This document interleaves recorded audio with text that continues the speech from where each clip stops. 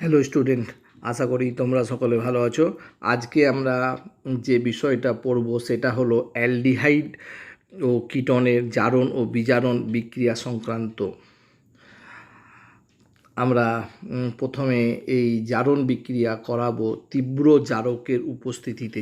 তীব্র জারক দ্বারা তীব্র জারক সাধারণত আমরা যেটি ব্যবহার করে থাকি সেটা হলো K2Cr2O7/গাঢ় H2SO4 অথবা ক্ষারীয় KMnO4/OH-।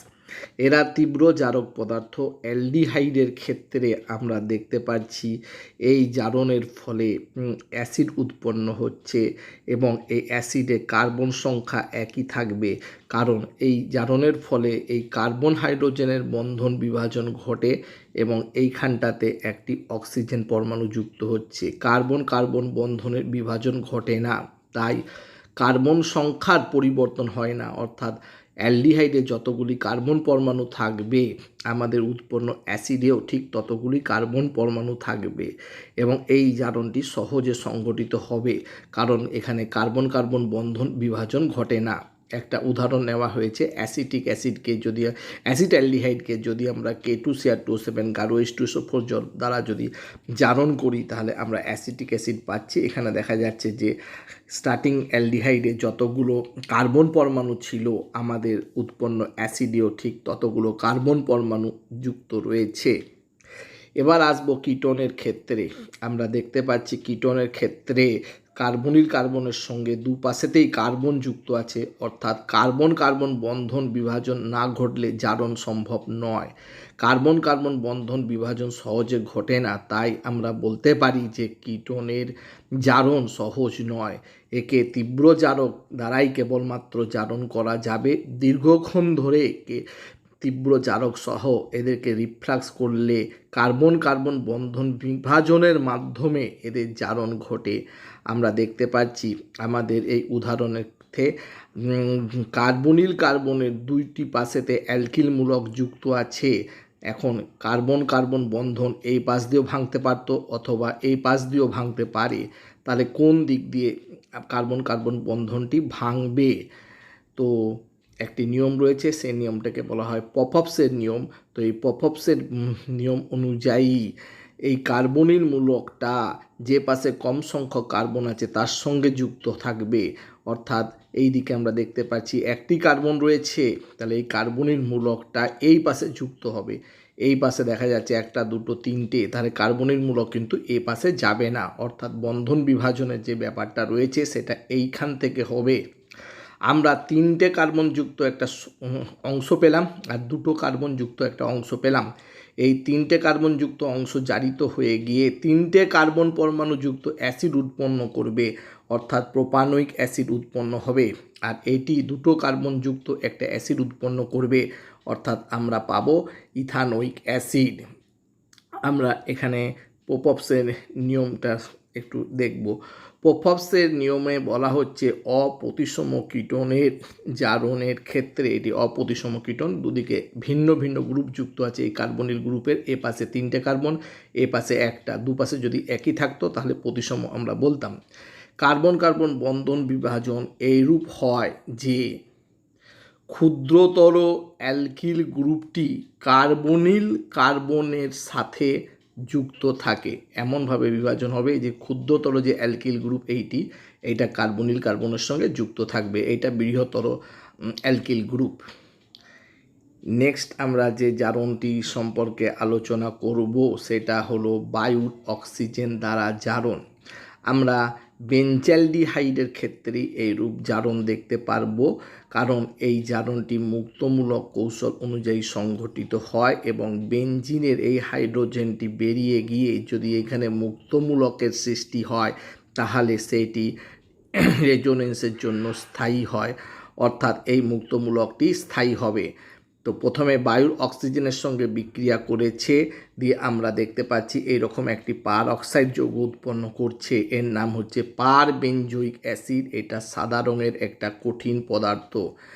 পরবর্তীকালে আমরা জানি যে পার অ্যাসিডরা জারক হয়, সুতরাং এই পার অ্যাসিডটি অন্য আর একটা বেঞ্জালডিহাইডের অণুকে জারিত করে দেবে। এদের জারণ ধর্ম থাকে, পার অক্সাইড বা হাইড্রোপার অক্সাইড যেগুলো রয়েছে আমরা দেখেছি তাদের জারণ ধর্ম থাকে, তার ফলে দু অণু বেঞ্জয়িক অ্যাসিড উৎপন্ন হবে। এটাও কিন্তু সাদা রঙের কঠিন পদার্থ।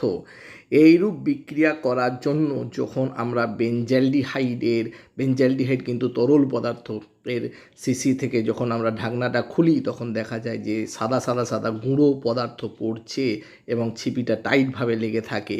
এই সাদা সাদা গুঁড়ো পদার্থগুলো হলো পারবেঞ্জয়িক অ্যাসিড ও বেঞ্জয়িক অ্যাসিডের মিশ্রণ।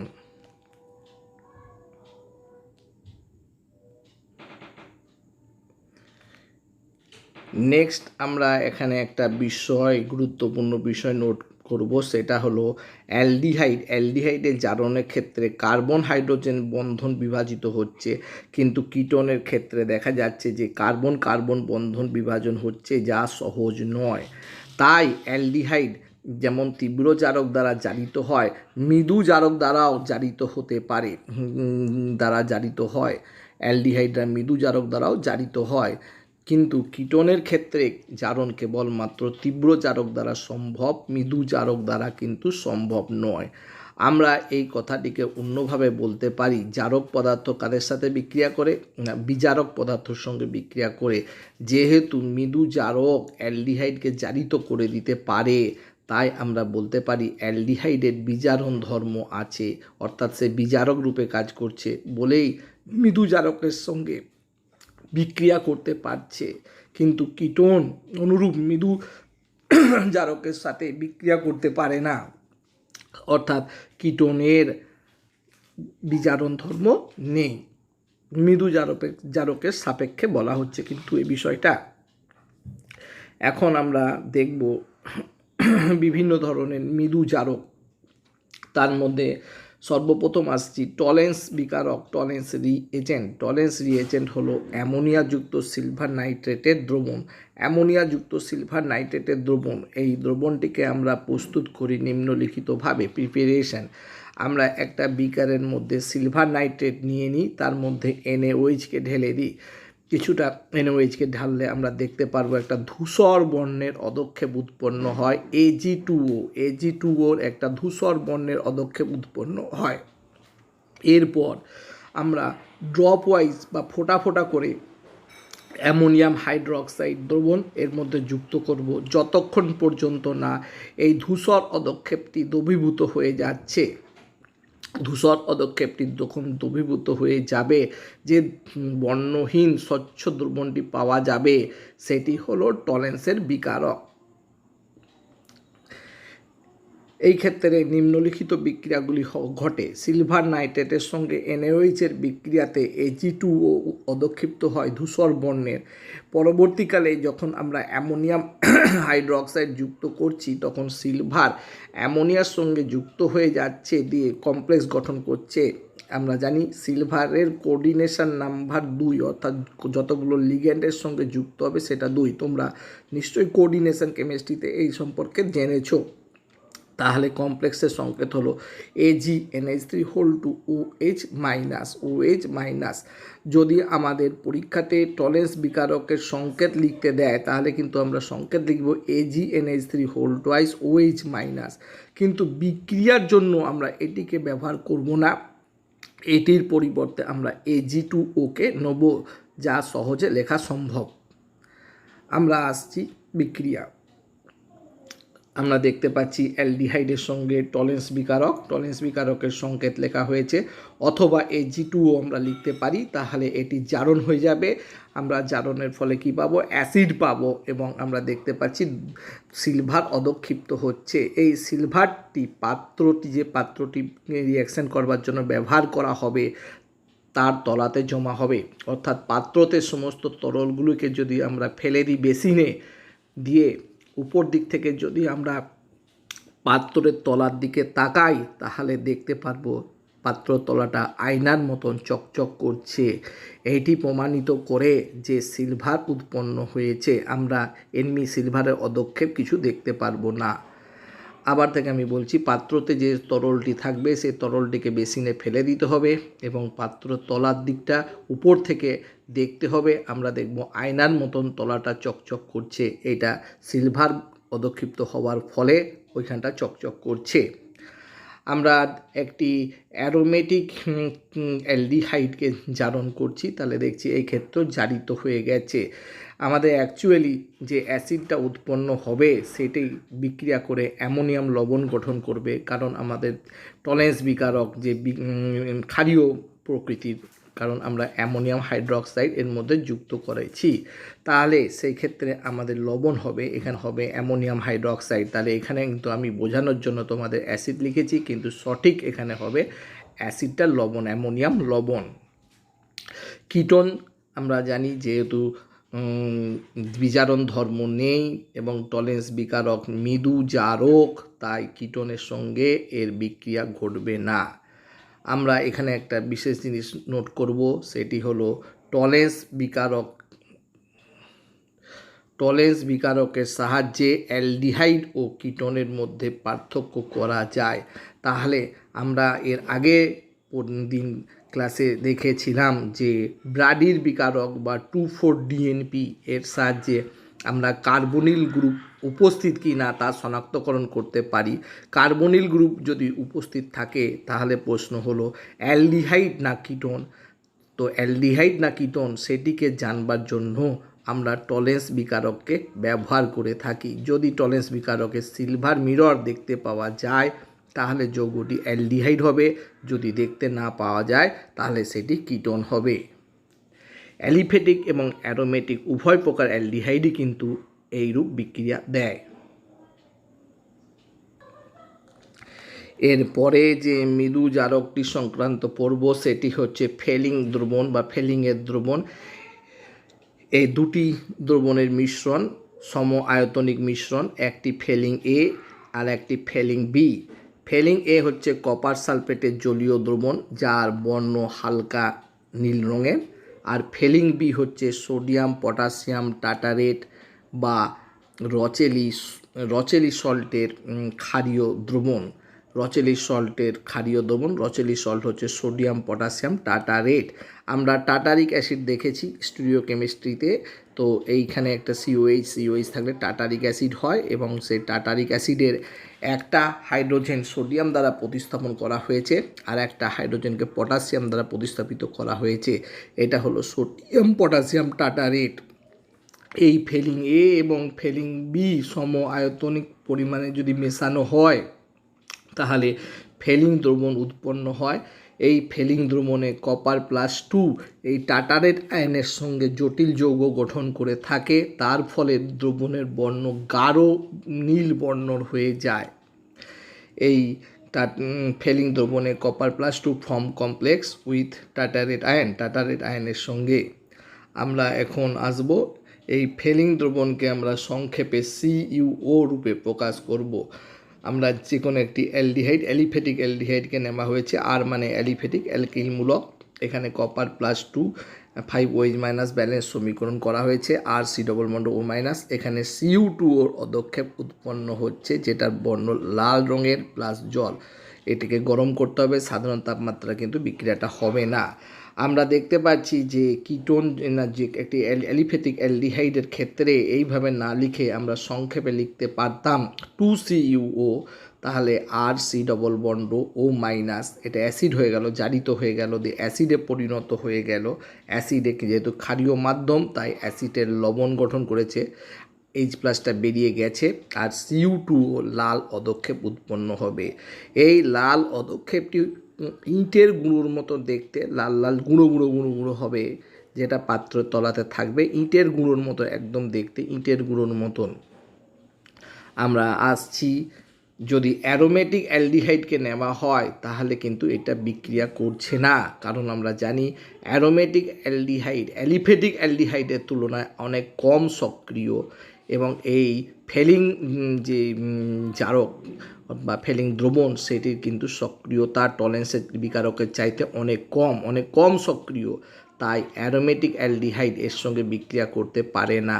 কিটোন তো বিক্রিয়া করতে পারবে না, কারণ কিটোনদের জারণ সহজ নয় বা তাদের বিজারণ ধর্ম নেই।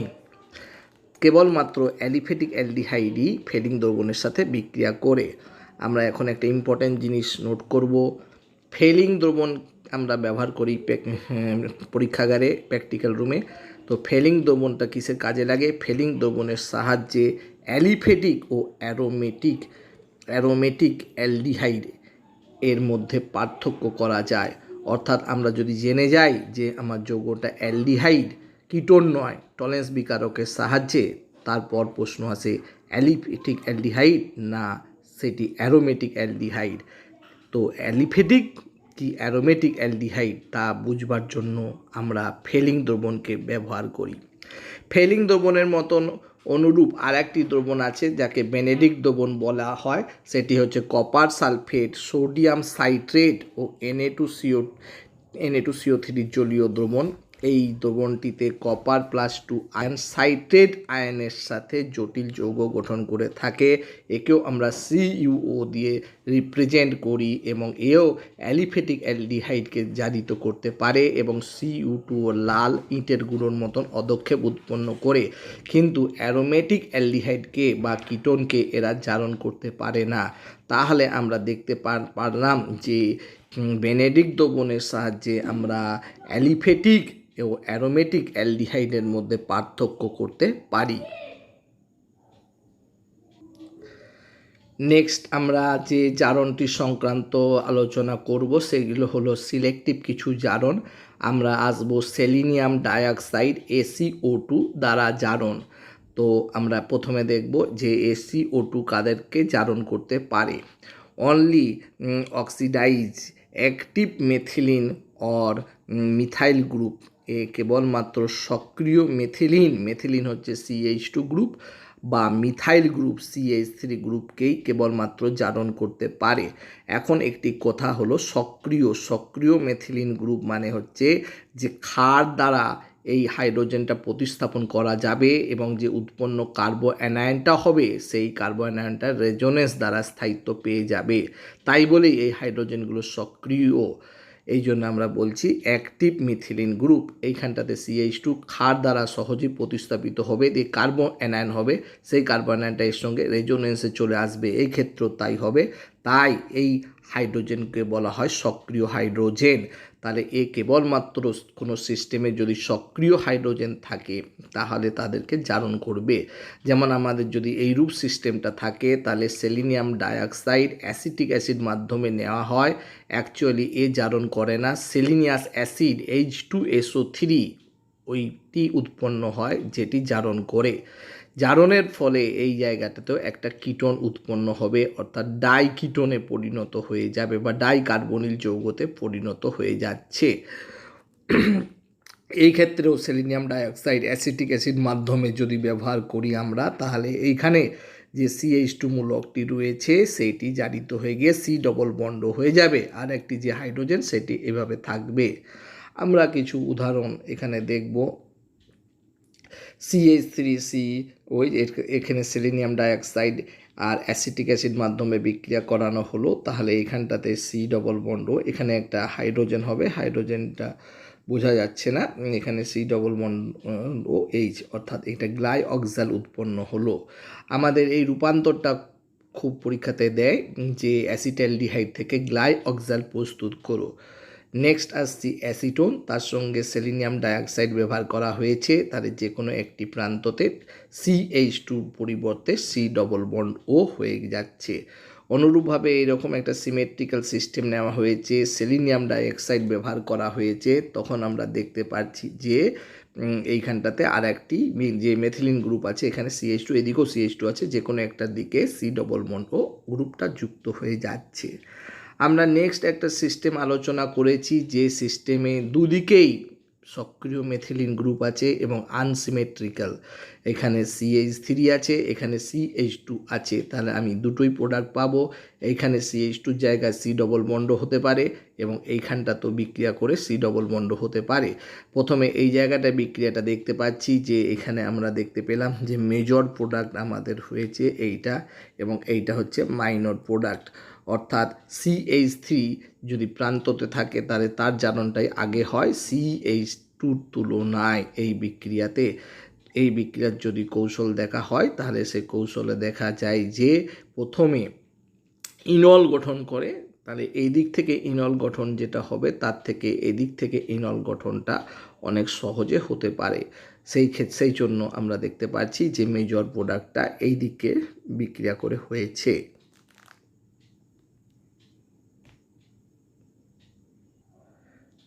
নেক্সট আমরা যে জারণটা সংক্রান্ত পড়ব এটা আগেই দেখে এসেছি, হেলোজেন আর NaOH-এর সঙ্গে বিক্রিয়া বা এরা বিক্রিয়া করে NaOX অর্থাৎ হাইপোহ্যালাইড আয়নের সঙ্গে বিক্রিয়া। আমরা জানি যে সমস্ত কার্বনিল যৌগতে কিটোমিথাইল গ্রুপ আছে অর্থাৎ CH3C ডবল বন্ড লেগে আছে, তারাই কেবলমাত্র এইরূপ বিক্রিয়ায় অংশগ্রহণ করে, এবং আমরা জানি যে এই CH3 পোর্শনটা থেকে HCX3 অর্থাৎ হেলো ফর্ম গঠিত হয় আর এখানটা ভেঙে যায় এবং তার পরিবর্তে এখানে OH একটা যুক্ত হয় ক্ষারে, কিন্তু অ্যাসিড হয়ে গেল, অ্যাসিড ক্ষারীয় মাধ্যমে H+কে ছেড়ে দেয় বলে O- Na+ লবণ রূপে থাকে। নেক্সট আমাদের একটি উদাহরণ দেওয়া হয়েছে, এখানে এই পাশটাতে আমরা দেখতে পাচ্ছি মিথাইল মূলকটা আছে, তাহলে এই দিকটা বিক্রিয়া করবে দিয়ে আমাদের হেলো ফর্ম গঠন করবে, এখান থেকে ভেঙে যাবে দিয়ে OH যুক্ত হবে ক্ষার থেকে, এবং যেহেতু এটা ক্ষারীয় মাধ্যম অ্যাসিড রূপে থাকবে না তাই লবণ গঠন করবে, আমরা এইটি পাবো। এর কৌশল সম্পর্কে আমরা আলোচনা করেছি হেলো ফর্ম বিক্রিয়া আমরা যেখানে আলোচনা করেছি সেইখানে।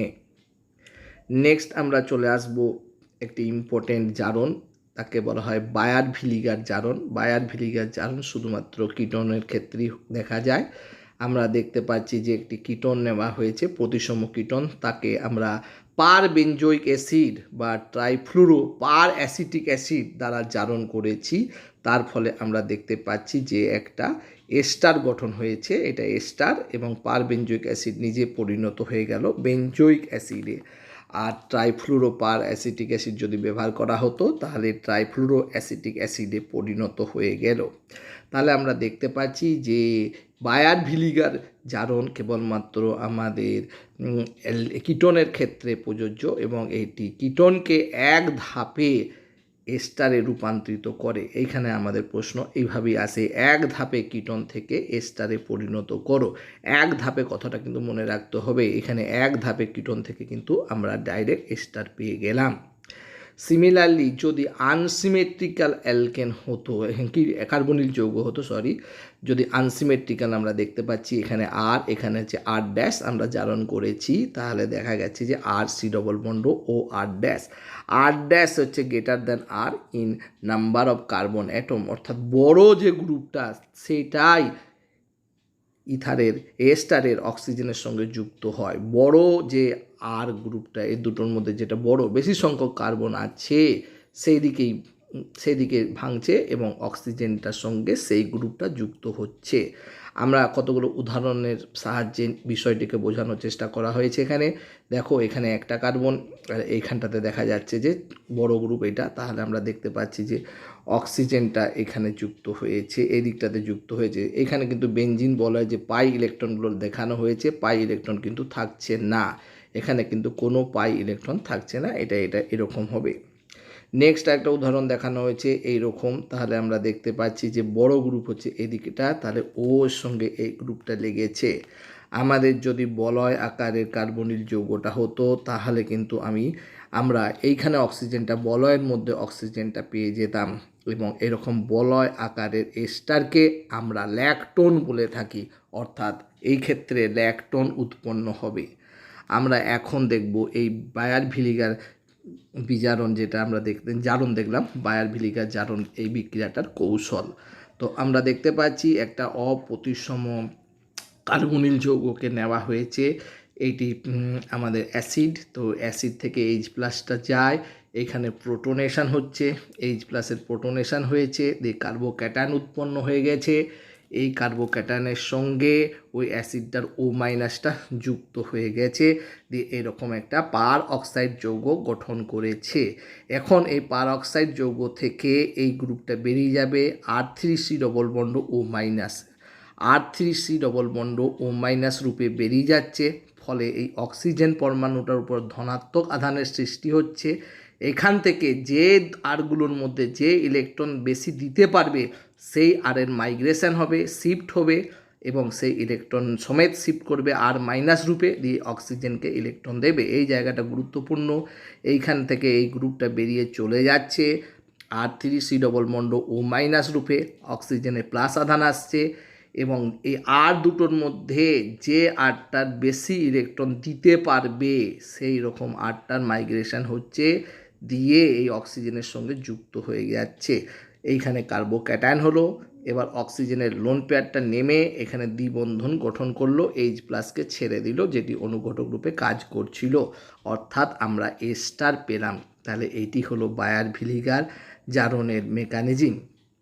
আমরা এখানে দুটো গুরুত্বপূর্ণ বিষয় নোট করব। তো প্রথম হলো যে ইলেকট্রন রিলিজিং গ্রুপ ERG, মানে electron releasing group will migrate, যে ইলেকট্রন ছেড়ে দিতে পারবে সে মাইগ্রেট করবে এই আর ড্যাশের মধ্যে, কারণ অক্সিজেনকে ইলেকট্রন দিতে হবে, অক্সিজেনের উপরে ধনাত্মক আধান। আর একটা জিনিস আমরা দেখতে পাচ্ছি, strong electron withdrawing group EWG, electron withdrawing group in the per acid will stabilize R3C double bond O minus. যেটা R3C double bond O minus হয়েছে, এটা স্থায়িত্ব বাড়াতে পারবে যদি এই আর গ্রুপে তীব্র ইলেকট্রন আকর্ষণমূলক যুক্ত থাকতে পারে। তাই আমরা ট্রাইফ্লুরো পার অ্যাসিটিক অ্যাসিড নিয়েছি।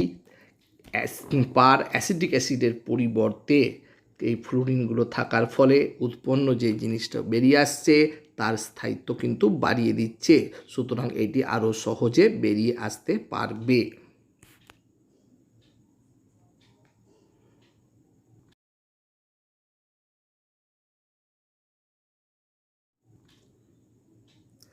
এখন আমরা বিজারণ বিক্রিয়া সংক্রান্ত আলোচনা করব, অর্থাৎ কার্বনিল যৌগগুলোর বিভিন্ন রকমভাবে যে বিজারণ করা যায় সে সম্পর্কে আলোচনা করব।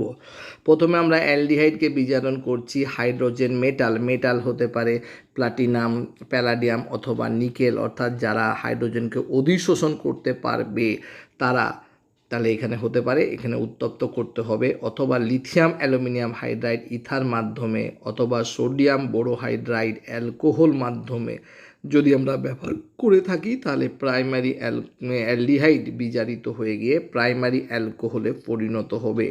কিটোন অনুরূপ বিজারক দ্বারা বিজারিত হয়ে সেকেন্ডারি অ্যালকোহলে পরিণত হবে। আমরা কিটোনের ক্ষেত্রে আইসোপ্রোপাইল অ্যালকোহল ও অ্যালুমিনিয়াম আইসোপ্রোপক্সাইডকেও ব্যবহার করতে পারি। এই বিজারণটিকে আমরা বলি MPV বিজারণ, অর্থাৎ মেরুইন পন্ড্রভার্লে বিজারণ। আমরা এখানে কতগুলো বিষয় নোট করব, সেটি হলো হাইড্রোজেন অবলিক মেটাল, এটা হলো তীব্র বিজারক। এইটি অ্যালডিহাইড বা কিটোন যদি মূলক থাকে তাকে তো বিজারিত করবে, তার সঙ্গে যদি আমাদের যৌগটাতে দ্বিবন্ধন উপস্থিত থাকে, NO2 মূলক উপস্থিত থাকে, অ্যাসিড মূলক উপস্থিত থাকে, এস্টার মূলক, CN মূলক, অ্যাসিড ক্লোরাইড মূলক যদি উপস্থিত থাকে, তাহলে কিন্তু সবাইকেই এই সমস্ত মূলকগুলোকেও কিন্তু বিজারিত করে দেবে। যেমন আমাদের একটা উদাহরণ, এখানে হাইড্রোজেন নিকেল নেওয়া হয়েছে, তাহলে আমরা দেখতে পাচ্ছি যে C ডবল বন্ড ও যেটি রয়েছে অ্যালডিহাইড তার বিজারণ হয়ে গিয়ে এখানে অ্যালকোহল হয়েছে, প্রাইমারি অ্যালকোহল। আর আমরা দেখতে পাচ্ছি যে এইখানে দ্বিবন্ধন রয়েছে, সে দ্বিবন্ধনটিরও বিজারণ হয়েছে। নেক্সট আমাদের ইম্পর্টেন্ট জিনিস যেটিকে নোট করতে হবে, সোডিয়াম বোরোহাইড্রাইড এই তিনটের মধ্যে সবথেকে মৃদু বিজারক। এ কেবলমাত্র কার্বনিল যৌগ ও অ্যাসিড ক্লোরাইডকে বিজারণ করতে পারে। অ্যাসিড ক্লোরাইডকে বিজারণ করে অ্যালকোহলে রূপান্তর করবে, প্রাইমারি অ্যালকোহলে। আর কার্বনিল যৌগকে যদি আমাদের অ্যালডিহাইড হয় তাহলে প্রাইমারি অ্যালকোহল, কিন্তু কিটোন হলে সেকেন্ডারি অ্যালকোহলে বিজারিত করবে। লিথিয়াম অ্যালুমিনিয়াম হাইড্রাইড C11C এই বন্ধনটিকে বিজারিত করতে পারে না, কারণ এরা সবাই বিজারণ করে লিথিয়াম অ্যালুমিনিয়াম হাইড্রাইড বা সোডিয়াম বোরোহাইড্রাইড, এরা সব H- ছেড়ে দেয়, অর্থাৎ হাইড্রাইড ডোনার রূপে কাজ করে। তাহলে H minus C double bond C এর পাই ইলেকট্রন দ্বারা বিকর্ষিত হয়, তার ফলে সি ডবল বন্ড সি এর কাছে এইচ মাইনাস আসতে পারে না, অর্থাৎ এই সি ডবল বন্ড সি এইরূপ যদি সিস্টেমে থাকে তার বিজারণ কিন্তু লিথিয়াম অ্যালুমিনিয়াম হাইড্রাইড করতে পারে না। তাছাড়া এ প্রায় সমস্ত গ্রুপ কার্যকারী মূলককেই বিজারণ করতে পারে। যেমন আমরা দেখতে পাচ্ছি যে এইটাকে যদি আমরা লিথিয়াম অ্যালুমিনিয়াম হাইড্রাইডের সঙ্গে বিক্রিয়া করাই, তাহলে আমরা দেখতে পাচ্ছি যে দ্বিবন্ধনটা একই থেকে যাচ্ছে। এইখানটাতে বিজারণ হয়েছে CH2OH। আমাদের বইতে এটা কিন্তু ভুল দেওয়া আছে, এখানে কিন্তু CH2OH, এখানে বিজারণ কিন্তু হবে না। কিন্তু যদি এখানে পিএইচ লেখা থাকে, ফিনাইল গ্রুপ লেগে থাকে, তাহলে কিন্তু এই ক্ষেত্রে বিজারণ হবে, দ্বিবন্ধনটিরও বিজারণ হবে। এটি শুধু একমাত্র ক্ষেত্র যেখানে আমরা দেখতে পারবো যে দ্বিবন্ধনকেও লিথিয়াম অ্যালুমিনিয়াম হাইড্রাইড বিজারিত করতে পারছে, এবং এর পিছনে কারণ হলো এই টেনে নিচ্ছে ইলেকট্রনটা, ধনাত্মক আধান এখানে আসছে, এই ইলেকট্রনটা শিফট করে এদিকে চলে আসছে, এখানে যে কার্বোক্যাটায়নটা উৎপন্ন হচ্ছে সেটা বেনজিন থেকে ইলেকট্রন দিয়ে তাকে সুস্থিতি করছে, তার ফলে এর ক্ষেত্রে কিন্তু বিজারণটা সম্ভব হয়ে যাচ্ছে দ্বিবন্ধনের।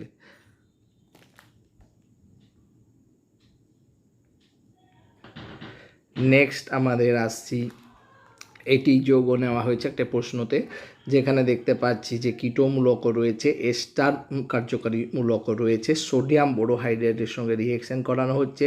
আমরা জানি সোডিয়াম বোরোহাইড্রেট কেবলমাত্র কার্বনিল মূলকটাকে বিজারণ করবে এবং এটা সেকেন্ডারি অ্যালকোহলে পরিণত করেছে, কিন্তু এস্টারের দিকে কোনো কিছু বিজারণ হবে না।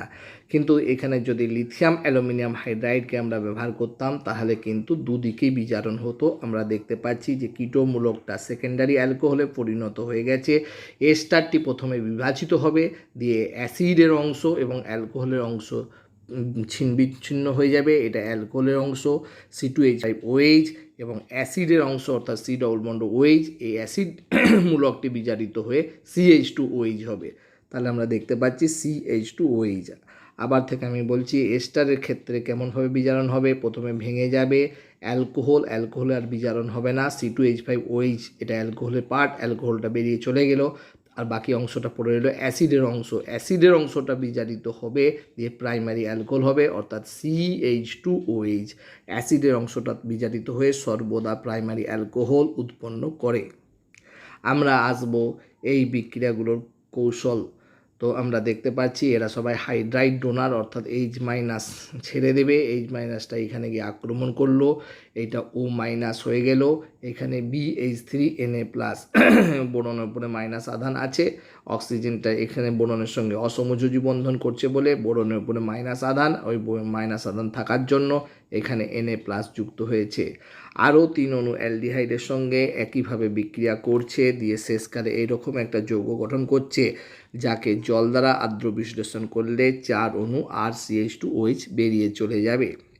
অ্যালুমিনিয়াম হাইড্রাইড লিথিয়াম অ্যালুমিনিয়াম হাইড্রাইডও অনুরূপভাবে বিক্রিয়া করে, এইচ মাইনাস দিচ্ছে, এবং আমরা দেখতে পাচ্ছি এই একই রকমভাবে বিক্রিয়া করছে, এবং শেষকালে জল দ্বারা আর্দ্র বিশ্লেষণ হয়ে গেলে আর CH2OH হয়ে যাবে।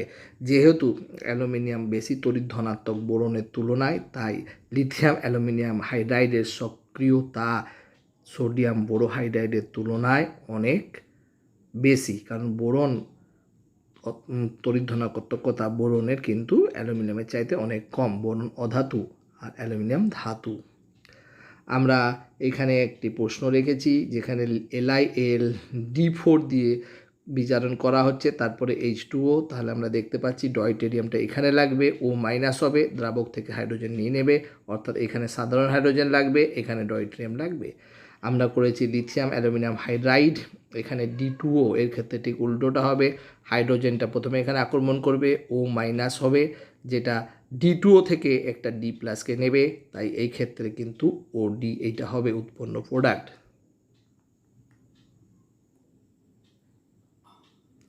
আমরা নেক্সট যে বিজারণগুলিকে দেখব, সেই বিজারণগুলোতে সি ডবল বন্ড এই অক্সিজেনটি সম্পূর্ণরূপে সরে যাবে, তার জায়গায় হাইড্রোজেন যুক্ত হবে, অর্থাৎ কার্বনিল যৌগ থেকে সরাসরি অ্যালকেনে আমরা পরিণত করতে পারবো।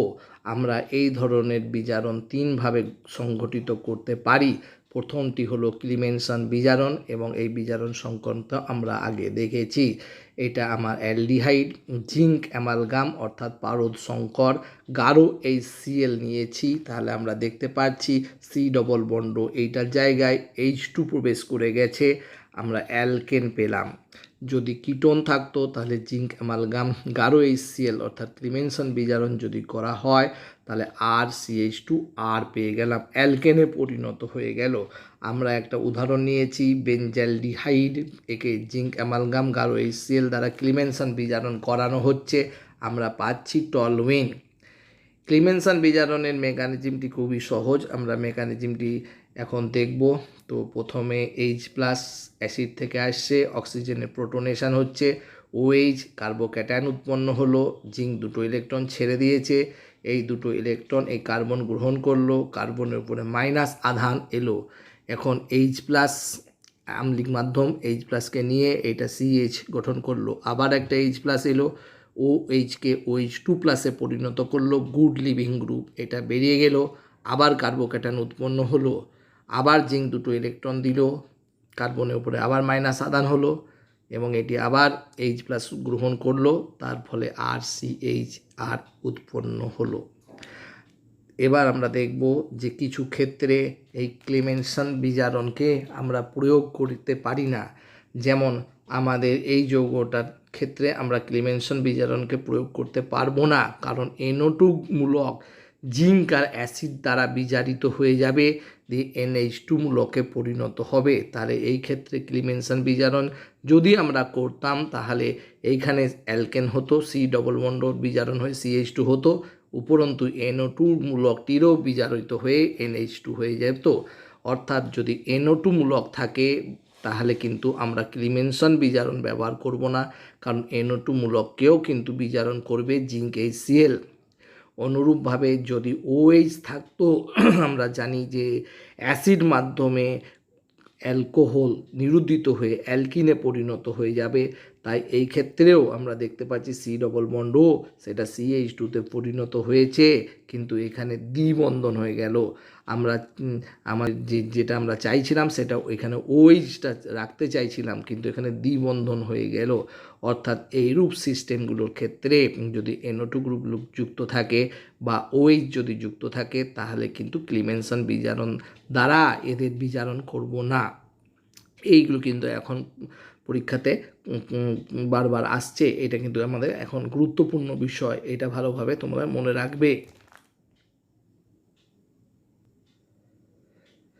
নেক্সট যে বিজারণটা সংক্রান্ত আমরা আলোচনা করব সেটা হলো উলফ-কির্চনারের বিজারণ। উলফ-কির্চনারের বিজারণ আমরা প্রথমে কার্বনিল যৌগটাকে হাইড্রাজিনের সঙ্গে বিক্রিয়া করব। আমরা আগের দিন দেখেছিলাম হাইড্রাজিনের সঙ্গে বিক্রিয়া করলে হাইড্রাজোনে পরিণত হয়ে যায়। এই হাইড্রাজোনকে তীব্র ক্ষার KOH অথবা C2H5O- এনে 180 ডিগ্রি সেন্টিগ্রেড তাপমাত্রায় উত্তপ্ত করা হয় ইথিলিন গ্লাইকল মাধ্যমে। ইথিলিন গ্লাইকলের স্ফুটনাঙ্ক অনেকটা বেশি থাকে, তাই আমরা 180 ডিগ্রি সেন্টিগ্রেড উত্তপ্ত করতে পারবো। তাহলে আমরা দেখতে পাই যে উত্তপ্ত করলে এই গ্রুপটা বেরিয়ে চলে যাচ্ছে, তার জায়গায় দুটো হাইড্রোজেন প্রবেশ করছে। তাহলে মোট আমাদের রিয়াকশান হয়ে গেল কার্বনিল মূলকটির বিজারণ হলো, দিয়ে অ্যালকেনে পরিণত হয়ে গেল। এই বিক্রিয়াটি দুটি ধাপে সংগঠিত হলো।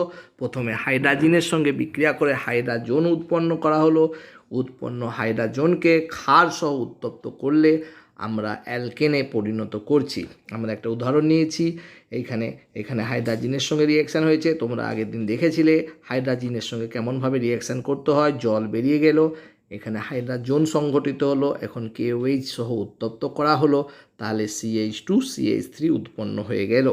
এখন আমরা এই বিক্রিয়ার কৌশলটা সংক্রান্ত আলোচনা করব। আমরা আগের দিন দেখেছি কিভাবে হাইড্রাজিন থেকে হাইড্রাজোন গঠন হয়, তাহলে আমরা এখন হাইড্রাজোন থেকে লাস্ট ধাপটা দেখব কিভাবে এখান থেকে অ্যালকেনে পরিণত হয়। তাহলে OH- কী করবে, এই হাইড্রোজেন থেকে এই NH2 থেকে একটা H+কে টেনে নেবে, তার ফলে NH মাইনাস হয়ে যাবে, তখন এইখানে দ্বিবন্ধন করবে, তখন এই কার্বনের দ্বিবন্ধনটা ভেঙে যাবে, কার্বনের উপরে মাইনাস আধান চলে আসবে। জল থেকে একটা হাইড্রোজেন নিয়ে নেবে, তাহলে কার্বনের উপরে একটা হাইড্রোজেন যুক্ত হয়ে গেল। আবার ক্ষার NH থেকে একটা ইলেকট্রন নিয়ে H+কে টেনে নিল, তার ফলে উৎপন্ন হয়ে গেল N-, আবার সে দ্বিবন্ধন করবে, তাহলে আমরা দেখতে পাচ্ছি যে নাইট্রোজেন নির্গত হয়ে গেল আর কার্বো অ্যানায়ন একটা গঠন হলো। আবার জল থেকে আর একটা হাইড্রোজেনকে টেনে নিল, দিয়ে অ্যালকেনে পরিণত হয়ে গেল। এইভাবে বিক্রিয়াটি সংঘটিত হচ্ছে। এখন আমরা এই বিক্রিয়াটাকে কোন ক্ষেত্রে প্রয়োগ করতে পারবো না? আমরা দেখতে পাচ্ছি ক্ষারীয় মাধ্যম, তাই যদি এখানে ব্রোমিন বা কোনো হ্যালোজেন যুক্ত থাকে তাহলে এই বিজারক দিয়ে যদি বিজারণ করা হয় তাহলে এই জায়গাটা তো বিজারিত হবে, অ্যালকেনে পরিণত হবে, কিন্তু ব্রোমিন ওএইচের সঙ্গে রিয়েকশান করে এখানটাতে ওএইচ হবে, SN2 বিক্রিয়া, প্রতিস্থাপন বিক্রিয়া, তার ফলে ওএইচ হবে। আমরা চাইছি এখানে ব্রোমিনটাও থাকবে, তাহলে এই ক্ষেত্রে কিন্তু আমরা এই বিজারণ করতে পারবো না। আমরা এই ক্ষেত্রে ক্লিমেনসন বিজারণ করব উলকৃষ্ণা বিজারণের পরিবর্তে। এই প্রশ্নগুলো কিন্তু এখন গুরুত্বপূর্ণ প্রশ্ন, এগুলো কিন্তু তোমাদের ভালো করে পড়তে হবে। নেক্সট আমরা আরেকটা বিজারণ শিখব, সেটা হচ্ছে লাল ফসফরাস এবং এইজাই। এই বিক্রিয়া আমরা আগেও দেখে এসেছি যে কার্বনিল যৌগ লাল ফসফরাস আর এইজাইয়ের সঙ্গে বিক্রিয়া করে প্রথমে অ্যালডিহাইড থাকলে প্রাইমারি অ্যালকোহল হবে, পরবর্তীকালে তার আবার বিজারণ হবে, দিয়ে অ্যালকেনে পরিণত হয়ে যাবে। অনুরূপভাবে যদি কিটোন হতো তাহলে প্রথমে সেকেন্ডারি অ্যালকোহল হতো, তার আবার বিজারণ ঘটবে। আমরা জানি লাল ফসফরাস আর এইজাই অ্যালকোহলকেও বিজারণ করে অ্যালকেনে পরিণত করে, তাহলে দুটি ধাপে ঘটবে। কার্বনিল যৌগ থেকে প্রথমে অ্যালকোহলের পুনরায় বিজারণ হবে, দিয়ে অ্যালকেনে পরিণত হবে। তাহলে আমরা লাল ফসফরাস এইজাই দিয়েও একই কাজ করতে পারবো, অর্থাৎ কিটো গ্রুপকে মেথিলিন গ্রুপে কনভার্ট করতে পারবো। কিটো group C double bond group, তার থেকে মেথিলিন CH2 গ্রুপে আমরা কনভার্ট করতে পারছি। এখন আমরা একটা বিশেষ বিজারণ দেখব, ম্যাগনেসিয়াম অ্যামালগাম দ্বারা বিজারণ। আমরা কিছু কিটোনের ক্ষেত্রেই এই বিজারণ দেখতে পাই, যেমন অ্যাসিটোন, তাকে ম্যাগনেসিয়াম অ্যামালগাম দিয়ে বিক্রিয়া করলে এই ধরনের একটা যৌগ উৎপন্ন হয়, যাকে লঘু HCl দিয়ে আর্দ্র বিশ্লেষণ করলে আমরা পাই এইরকম যৌগ, এবং এই যৌগটা আমাদের পরিচিত, এটা পিনাকল। এই যৌগটাকে বলা হয় পিনাকল। আমরা যদি কৌশলটা সংক্রান্ত দেখি তাহলে দেখতে এই বিক্রিয়াটা বেনজিন মাধ্যমে সংগঠিত করা হয়। আমরা দেখতে পাচ্ছি ম্যাগনেসিয়াম প্রথমে ইলেকট্রন ছেড়ে দিল, ম্যাগনেসিয়াম +2 প্লাস দুটো ইলেকট্রন। আমরা দু অণু কিটোনটাকে নিয়েছি, এখানে অক্সিজেন ইলেকট্রন টেনে নিয়ে O-, কার্বনের উপরে প্লাস চার্জ আসছে, একটা ইলেকট্রন এখানে নিয়ে নিচ্ছে, ডট হচ্ছে, অক্সিজেনটা মাইনাস। এইদিকেও তাই হচ্ছে, আর একটা অণুর ক্ষেত্রে তাই হচ্ছে, ডট, আর এখানে দেখা যাচ্ছে O-।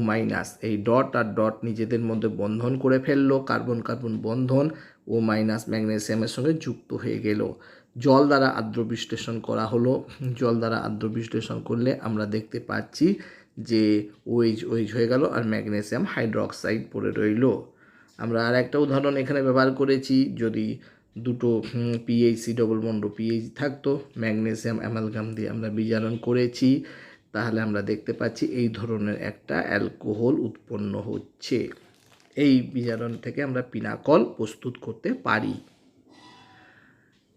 একটা বিষয় আমরা আলোচনা করতে ভুলে গেছি, সেটা হচ্ছে বায়ার ভিলিগার যে জারণ, সেই জারণটি শুধুমাত্র কিটোনের ক্ষেত্রেই প্রযোজ্য, অ্যালডিহাইডের ক্ষেত্রে প্রযোজ্য নয়। কারণ অ্যালডিহাইডের ক্ষেত্রে যদি আমরা এই বায়ার ভিলিগার জারণ করি তাহলে অ্যালডিহাইডের ওই হাইড্রোজেন পরমাণুটা সরে গিয়ে ওইখানটাতে অক্সিজেনটা যুক্ত হয়ে যায়, সহজে কার্বন হাইড্রোজেন বন্ধন বিভাজন ঘটে, তাই সেই ক্ষেত্রে আমরা অ্যাসিড পাই, এস্টার পাবো না, সেই ক্ষেত্রে আমরা অ্যাসিড পাবো। অর্থাৎ অ্যালডিহাইডের ক্ষেত্রে নীল কার্বনের সঙ্গে যুক্ত হাইড্রোজেন থাকে, তার ফলে হাইড্রোজেনটা অনেক সহজে ভেঙে যায়, দিয়ে সেইখানে অক্সিজেনটা যুক্ত হয়ে যায়, অর্থাৎ আমরা অ্যাসিডে পরিণত করে দেবো অ্যালডিহাইডকে। তাই বায়ার ভিলিগার যে আমরা জারণটা পড়েছি সেটা কেবলমাত্র কিটোনের ক্ষেত্রে প্রযোজ্য, অ্যালডিহাইডের ক্ষেত্রে কিন্তু নয়। আমরা নেক্সট আর একটা বিজারণ সংক্রান্ত দেখব। সেই বিজারণটিকে আমরা বলে থাকি বার্চ বিজারণ। আমরা দেখতে পাচ্ছি বেনজিনকে সোডিয়াম আর লিকুইড অ্যামোনিয়া, পরবর্তীকালে দেওয়া হয়েছে ইথানল। তাহলে আমরা দেখতে পাচ্ছি যে এইরকম একটা যৌগ বানাচ্ছে। তো এইটা হচ্ছে বার্চের বিজারণ। এই যৌগটার নাম তোমরা করতে পারো যে 1 2 3 4 5। তাহলে আমরা দেখতে পাচ্ছি 1 4 সাইক্লো 1,4-ডাইইন এরকম আমাদের সাইক্লোহেক্সেন 1,4-ডাইইন আমাদের উৎপন্ন হচ্ছে। আমরা এই বিক্রিয়ার কৌশলটা সংক্রান্ত এখন দেখব। সোডিয়াম প্রথমে একটা ইলেকট্রন ছেড়ে দিল, এই ইলেকট্রনটা তখন বেনজিন বলয়ে যুক্ত হচ্ছে, তার ফলে এখানে একটা মাইনাস আধান হচ্ছে। এইটা কিন্তু স্টেবিল নয়, কারণ এই মাইনাস আধান আর এই পাশেই এই ইলেকট্রনটা মুক্তমূলক ইলেকট্রন একটা, তাদের মধ্যে বিকর্ষণ হচ্ছে, তার ফলে এটা কিন্তু স্টেবিল নয়। এ রেজোনেন্সে যাচ্ছে, রেজোনেন্সে যাওয়ার ফলে আমরা দেখতে পাচ্ছি প্যারা অবস্থানটাতে মাইনাস আধান চলে এসেছে। এই দুটোর মধ্যে ডিস্টেন্স অনেকটা বেড়ে গেছে, তার মানে এইটা স্টেবিল। তাহলে এটা রেজোনেন্স দিয়ে স্টেবিলিটি নিজের বাড়ালো। তারপরে দ্রাবক ইথানল থেকে একটা হাইড্রোজেন সংগ্রহ করে নিল। এইরকমভাবে আবার সোডিয়াম একটা ইলেকট্রন দিল, এইখানটাতে মাইনাস আদান হলো, দিয়ে দ্রাবক থেকে আরেকটা ইলেকট্রন নিল, দিয়ে আমাদের এইরকম বানালো যৌগটা। এটি হলো বার্চ বিজারণের মেকানিজম। আমরা এখন যদি দেখি যে OCH3 যদি লেগে থাকে বেনজিন বলয়, অর্থাৎ ইলেকট্রন সেই বলয়ে প্রবেশ করবে, অর্থাৎ ইলেকট্রন রিলিজিং গ্রুপ যদি লেগে থাকে, তাহলে আমরা জানি যে অর্থ পজিশন এবং প্যারা পজিশনে ইলেকট্রনের ঘনত্ব বাড়িয়ে দেবে। তাই ইলেকট্রনটার যে ইলেকট্রনটার যে আক্রমণ হবে, সোডিয়াম থেকে নির্গত ইলেকট্রন যে আক্রমণটা করবে সেটা নিশ্চয়ই অর্থ এবং প্যারা পজিশনে করবে না, কারণ অক্সিজেন OCH3 ইলেকট্রন বলয়ে প্রবেশ করাবে, তার ফলে এই অর্থ অবস্থান এবং প্যারা অবস্থানে নেগেটিভ আধান হবে। আমরা রেজোনেন্স দেখেছি এই চ্যাপ্টারে, ইথার চ্যাপ্টারে। এখন ওই ইলেকট্রনটা তাহলে মেটা অবস্থানে আক্রমণ করবে। তাহলে মেটা অবস্থানে আক্রমণ করার ফলে আমরা দেখতে পাচ্ছি এই দুটো প্রান্ততে হাইড্রোজেন যুক্ত হয়েছে, তার ফলে এই যৌগটা উৎপন্ন হলো। এখন আমরা যদি ইলেকট্রন আকর্ষণমূলককে প্রবেশ করাই, যেমন হচ্ছে বেনজালডিহাইড, এই ইলেকট্রন আকর্ষণ করছে, তাহলে সেই ক্ষেত্রে আমরা বুঝতে পারছি যে অর্থ এবং প্যারা অবস্থানে ইলেকট্রনের ঘনত্ব কমে যাচ্ছে, তাই ইলেকট্রনটা সেই ক্ষেত্রে প্যারা অবস্থানে গিয়ে আক্রমণ করবে। তার ফলে আমরা এই রকম যৌগটা দেখতে পারবো। আমরা এখানে একটা জিনিস ইম্পর্টেন্ট লক্ষ্য করব, সেটা হচ্ছে এটা আমাদেরকে মনে রাখতে হবে, সেটা হচ্ছে ইলেকট্রন উইথড্রয়িং গ্রুপ যদি থাকে, ইলেকট্রন ডোনেটিং গ্রুপ যদি থাকে, অর্থাৎ OCH3 যদি থাকছে, তাহলে এটি আনস্যাচুরেটেড কার্বনের সঙ্গে যুক্ত হবে। অর্থাৎ যে বিক্রিয়াজাত পদার্থটা হচ্ছে এরকম দুটো দ্বিবন্ধন থাকছে বেনজিন বলয়ে, তার অসম্পৃক্ত কার্বনের সঙ্গে OCH3টা যুক্ত হলো। এটা আমরা একটা সাধারণ নিয়ম, যার ফলে আমরা সহজেই প্রোডাক্টটাকে বলে দিতে পারবো। অসম্পৃক্ত যে কার্বন, অর্থাৎ দ্বিবন্ধনযুক্ত কার্বন, তার সঙ্গে OCH3টা যুক্ত হচ্ছে।